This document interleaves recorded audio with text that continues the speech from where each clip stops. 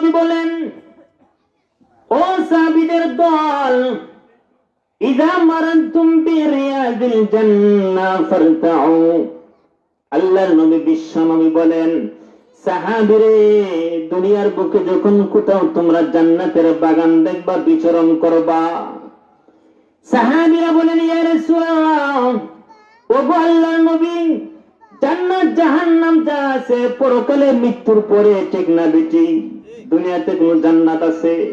এর জান্নাত যদি না থাকে, জান্নাতের বাগান আবার কোথায় থেকে আসলো? প্রশ্ন জাগে না বাগে? আরো জোরে বলেন। আল্লাহর নবী বিশ্ব নবী রহমতুল লিল আলামিন নবীজি সাহাবীদেরকে ডেকে বলেন, সাহাবীরা শুনো শুনো, যে জায়গাতে কোরআনের আলোচনা চলে, দ্বীনের আলোচনা চলে, কোরআন হাদিসের আলোচনা চলে, এই জায়গাটা যতক্ষণ পর্যন্ত আলোচনা চলবে ততক্ষণের জন্য আল্লাহ বিশেষ মাকাম দিয়ে জান্নাতের বাগান বানাবে।